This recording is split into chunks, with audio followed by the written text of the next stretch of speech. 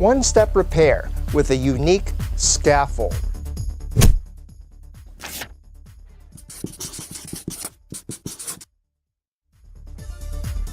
She and colleagues reported their findings using bone marrow stem cells with an implanted polyglycolic acid scaffold in rabbits.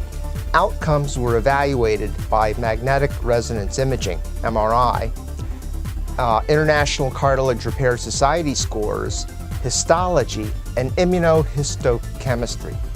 The authors concluded that the combination of microfracture and cell-free polyglycolic scaffold implantation promoted hyaline-like cartilage regeneration rapidly and effectively.